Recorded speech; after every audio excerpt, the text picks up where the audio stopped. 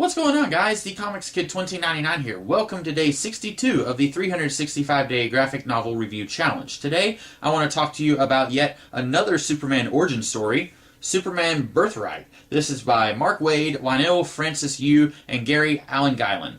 This is a 12-issue miniseries that retells Superman's origin story. It came in the early 2000s, just a year or two after Superman for All Seasons. And fun story, when I first read this years ago, I really did not like this story. And I have no idea what I was thinking. I don't know why I didn't like it. I just remember distinctly not liking this book. I reread it for this video, and I really like this story now. I like it a lot more than I did the first time. I have no idea why I disdain this book so much, and I have a theory that maybe it was just a couple of minor things that really aren't that problematic, or at least I don't think that they're that problematic now, but when I read it the first time, they were a much bigger deal for me then. One thing is the artwork. I am not a huge fan of Lionel Francis Yu's artwork. Now, his art here is better than it is in other places where I've seen his work. For example, I think that his work in Birthright is superior to his work in Secret Invasion, which came about 5 or 6 years later.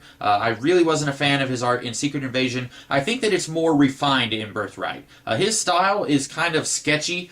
In a way, it reminds me of Kenneth Rocafort or Ashley Wood, more so Kenneth Rocafort, but all of those guys, they're kind of in the same style of very sketchy. They don't try to fine-tune their artwork and make it a little bit more refined. If a page or a pencil kind of has rough line work, if you will, it's hard for me to explain. But I'm not a huge fan of Yu's artwork, but here it's not as bad as I've seen it in other places. That's not to say that his artwork is bad, it's just that I'm not a huge fan of his style, but here I think that it works a lot more than it does in other places where I've seen his art. Another thing, I felt like Mark Waid almost had a chip on his shoulder ever since Man of Steel came out in the mid-'80s. I felt like he is just such a huge Superman fan, and you can very clearly tell that he is a big Superman fan when you read this, but I felt like he was just such a Superman fan, and I can just imagine him reading Man of Steel and saying, okay, that's wrong, I don't like that he did that, that's not how this should happen. I feel like he had all of that just boiling in his mind for years, and then finally he got the chance to fix all of those things in Superman Birthright, and I think that might have been one of the things that really irked me about this. And maybe that's Mark Waid's fault, maybe that's DC's fault. I really don't know who it was who said, hey, let's do another Superman origin. Let's revamp the Superman origin that we have. I don't know if DC approached Mark Waid or if Mark Waid approached DC. I know that in the late 90s, Mark Waid, he was with Grant Morrison, Mark Millar, and Tom Peyer.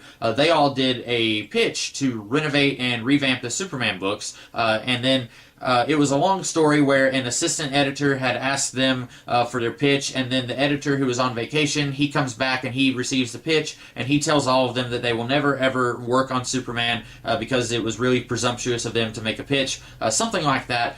So I don't know who it was who said, let's do Superman Birthright and let's get Mark Waid to write it. But obviously this was after that editor had left the Superman books. But I don't have as much of a problem with Mark Waid doing his version of the Superman origin now. Part of it is that DC has rebooted like twice since I've been reading DC Comics, 3 times if you count the soft relaunch after Infinite Crisis. So by now, we don't have an official DC Universe anymore. When I first started reading comics, it felt much more like there was an official DC Universe. From right after Crisis on Infinite Earths on up until Flashpoint, that really felt like one official DC Universe that continued without any real reboots thrown in there. Sure, you had some franchises that kind of rebooted a little bit, like the Legion of Superheroes, but it kind of irked me that we had a Superman reboot right in the middle of that before the rest of the DC Universe rebooted a couple of times.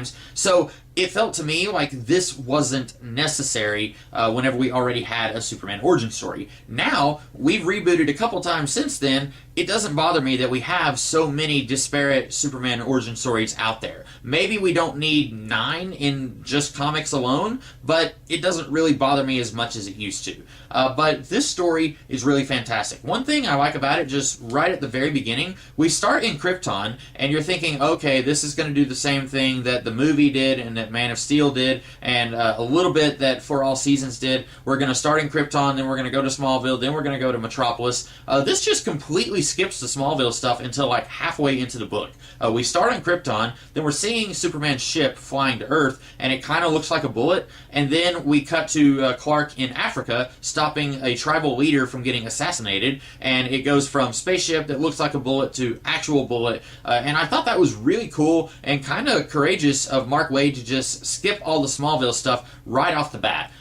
Probably because everyone reading this already knows about Smallville. By this point, the TV series Smallville was just getting started, so Waid probably thought that he didn't need to do that whole thing of Clark talking to his dad and saying like, hey, you know, I want to leave Smallville, I want to become a reporter, and stuff like that. He kind of just skips all of that stuff because it's not really important here.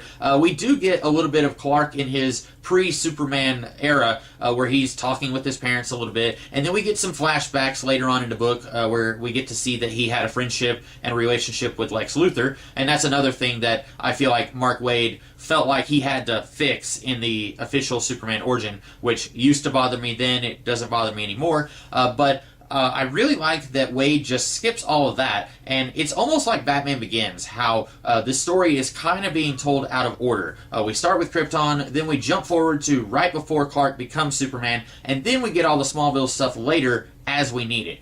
It's not told in a linear fashion, and that totally works for me. Another thing that I really like about this is Clark's relationship with Lex Luthor. I am pretty flexible on how Lex Luthor can be portrayed. I liked it in Man of Steel that Lex was about 20 or 30 years older than Lois and Clark, and that he did not have any relationship with Smallville or Clark before Clark came to Metropolis. I thought that worked very well there. I also like it here where Lex is the same age as Clark, and they were friends, and then Lex leaves Smallville and becomes a businessman in Metropolis. I think that both versions work very well. I don't really prefer one version over the other. And I like the way that Waid writes Lex. I like that he is restoring the Silver Age idea that Lex was friends with Clark. That is a thing that was part of Superman's backstory before Crisis on Infinite Earths. He's restoring that, but he's also making it work with the more modern businessman Lex Luthor.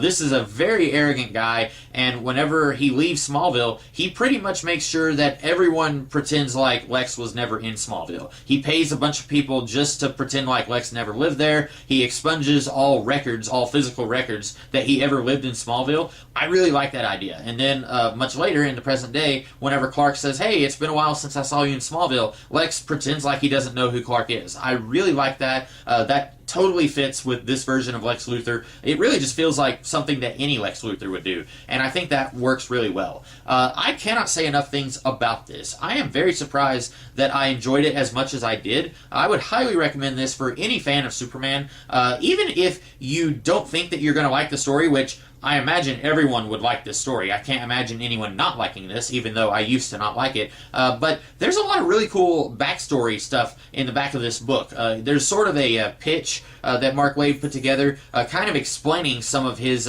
thoughts and the process that went into creating this story.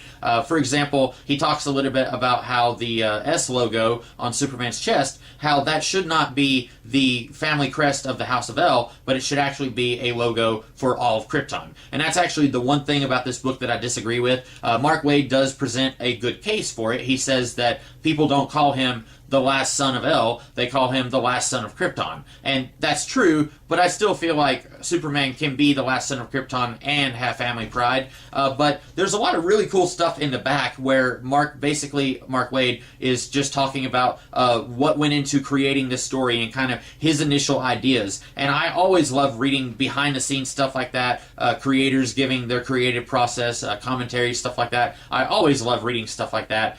So if you're like me and you love reading stuff like that also, then you will definitely want to check out this trade paperback.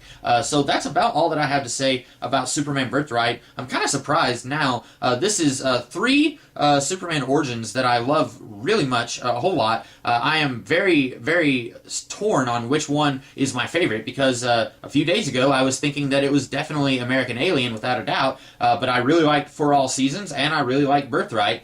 So now I'm not really sure which is my favorite Superman origin story, and I still have a couple more to talk about, which you will be seeing in the next couple of days. In the meantime, you guys have a great rest of the day, and I will catch you later.